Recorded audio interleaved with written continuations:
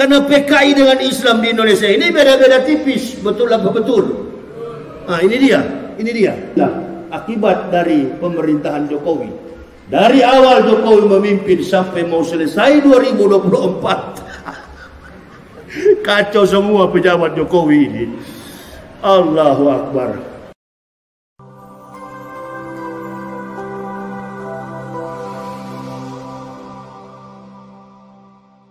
Tidak sedikit, banyak sekali pejabat kita yang mabuk. Di tengah kegembiraan orang sedang merayakan solat, sedang merayakan tentang peringatan Isra wal Mi'raj, orang disebut pejabat. Bukan pejabat sembarang, pejabat dalam Kementerian Agama yang bernama Yakut Kauman, mantan pemimpin Banser. Itu dia. Ini dia. Kalau orang tidak punya kompetensi akademik, orang tidak punya kemampuan sosiokultur, orang tidak punya kemampuan teologis, orang tidak punya kemampuan jejak politik, ini bahaya sekali. Ini paling bahaya. Ini. Kok kita semua dipenjarakan ini? Orang-orang yang mengajarkan umat kepada yang baik. Ini orang yang mengatakan, menyenerajatkan suara azan dengan seekor hewan yang paling najis di dunia. Namanya anjing. Bayangkan. Ini tidak ada bedanya dengan Abu Jahal. Abu Jahal begitu pagi tanya kepada Rasulullah, Muhammad, yes, ada apa Abu Jahal? Tadi malam antum dari Sidratul Muntaha, betul? Kata Rasulullah, betul. Tidakkah engkau tahu Muhammad, nenek moyang kami dari Masjidil Haram ilal Masjidil Aqsa, dari Masjidil Haram sampai kepada di Palestina, nenek moyang kami menempuh perjalanan 40 hari 40 malam. Omong kosong apa engkau buat Muhammad? Hanya dalam separuh malam minal laila antum sudah sampai ke Sidratul Muntaha. Ini cerita dari mana? Antum mau bantah cerita itu? Antum mau bantah cerita itu? Qori baru baca suratnya. Subhanallazi asra bi abdi laila minal masjidil haram ilal masjidil aqsa allazi barakna hawlahu linuriyahu min ayatina innahu huwas samiul basir. Supaya kami dapat menyaksikan kepada hamba, supaya Muhammad bisa melihat bagaimana kebesaran Allah di bumi dan di akhirat. Itu ibu bapak, saudara-saudara. Makanya Jibril nggak boleh naik, nggak boleh naik. Nah, ini orang-orang yang tidak dewasa di dalam pemahaman Isra wal Mi'raj. Jadi saya bertanya-tanya, ini orang jadi pejabat Islam apa PKI? Karena PKI dengan Islam di Indonesia ini beda-beda tipis. Betul apa betul? Nah, ini dia. Ini sebenarnya saya sudah mau mati suara saya ini, tapi tetap saya ceramah dulu. Kan begitu. Ini manusia betul-betul Islam atau tidak? Ada seorang presenter di televisi namanya Rosi Silalahi.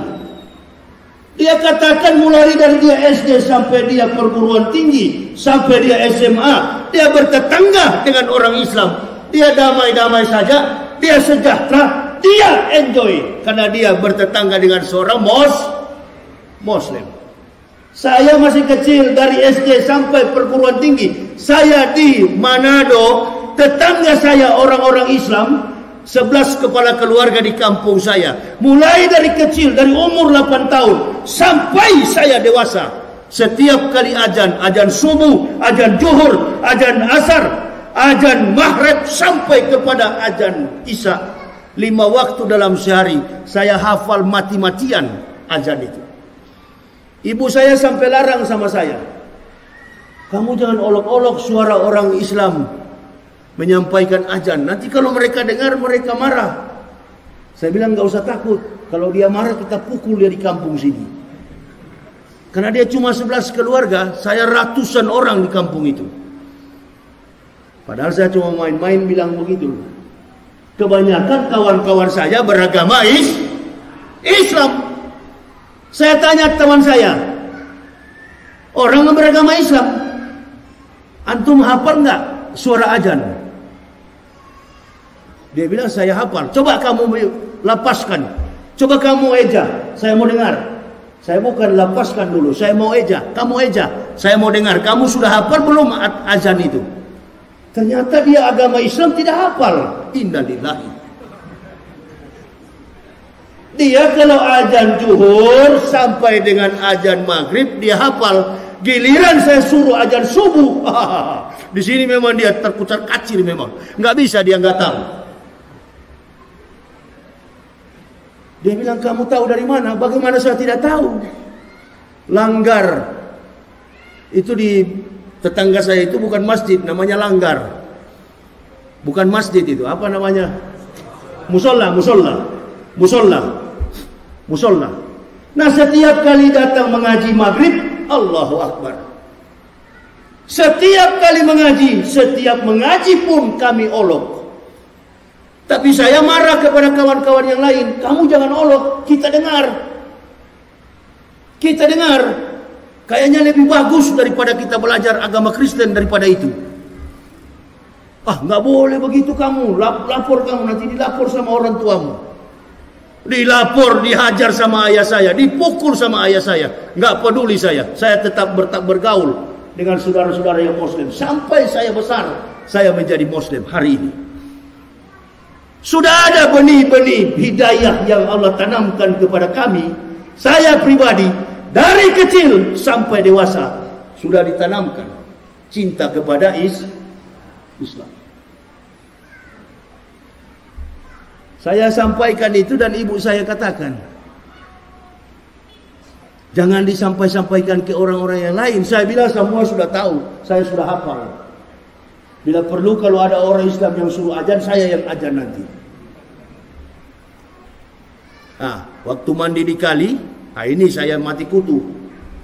Mandi di kali, buka celana, kawan saya bilang, kamu belum masuk Islam karena belum disunat. Ini dia. Bayangkan dari umur 8 tahun sampai disunat umur 36 tahun. Itu dia ya.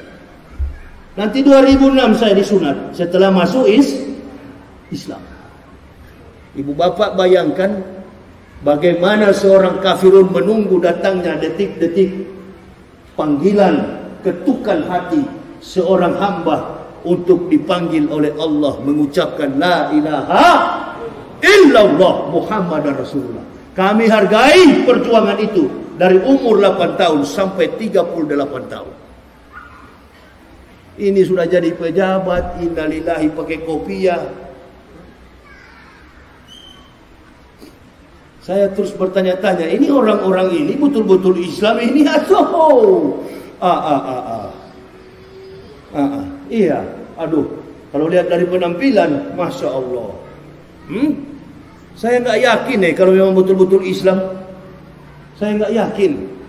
Karena kalau orang Islam pasti jaga rahasia tentang Islam. Jaga rahasia tentang Islam. Kalaupun dia lemah dalam ibadah, pasti dia sembunyi. Bukan dia tampilkan, dia gembar-gemborkan ke masyarakat. Waduh, ini bahaya ini. Inilah akibat dari pemerintahan Jokowi. Dari awal Jokowi memimpin sampai mau selesai 2024. Kacau semua pejabat Jokowi ini. Allahu Akbar. Pokoknya mulai dari pertama menjabat sampai mau selesai ribut terus.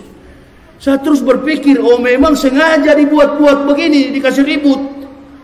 Karena kalau tidak dikasih ribut, etos kinerja Pak Jokowi nggak tertutupi. Tapi dengan adanya keributan, ketidakmampuan seorang pemimpin leader akan tertutup akibat anak buah yang bikin kasus. Jadi nggak usah marah, nggak usah tersinggung, itu urusan kami sebagai pendakwah. Nanti kami yang kepung dia. Kebetulan juga Pak Yakut ini kan, Menteri Agama ini kan, dia pernah ngomong di publik, dirilis oleh setiap stasiun TV. Siapapun yang menyinggung simbol-simbol agama sekecil apapun, mulai dari agama Islam, agama Kristen, Hindu, Buddha, siapa yang menyinggung simbol-simbol agama, maka dia harus diperkarakan, dipersoalkan, dipidanakan, tergantung dengan persoalan sara. Menghina, apalagi menghujat, apalagi menista, apalagi segala macam. Dan kami menerima itu. Oh iya Yakut, kami terima, kami masuk penjara. Sekarang ente sudah menista Islam, yaitu ada. Kok nggak dipenjarakan? Nggak dipenjarakan. Roy Suryo yang lapor, malah Roy Suryo yang dilapor. Itu dia. Yang begini-gini ibu bapak, tidak boleh kita berdiam. Sebagai pendakwa kita jangan diam. Ini, kita mesti telanjangi orang seperti ini. Kenapa? Karena umat seluruh masalah yang ada di bangsa ini selalu bergantung kepada ulama. Apapun yang jadi wacana di dalam publik, selalu ulama yang dicari. Nah, ulama-ulama kita ini satu persatu dikebiri, satu persatu dipanggil, diincar. Bagaimana caranya? Kalau salah, kita penjarakan, kita pegang dia, kita bawa dia ke penjara. Ada yang bertanya sama saya, Ustadz, bagaimana mengenai dengan si siapa yang baru keluar penjara, si Habib Bahar dengan si siapa itu? Ini dan jenderal yang 4 bintang ini, Dudung. Mana yang salah mereka berdua? Itu kalau masalah itu saya nggak mau masuk campur. Itu dua-dua nggak boleh begitu, karena dua-dua sama-sama Muslim. Nggak boleh begitu. Kita mesti hargai bahwa kebebasan itu adalah mahal harganya. Jangan sampai kita masuk penjara karena ditunggangi dengan kepentingan politik. Tapi kita kalau masuk penjara karena kebenaran, jangankan 1.000 kali, 1 juta kali pun ditangkap, insya Allah kita tetap masuk penjara. Amin ya Rabbal amin. Jangan kita masuk penjara karena perampok, karena mencuri, karena uang umroh, karena uang haji. Innalillahi.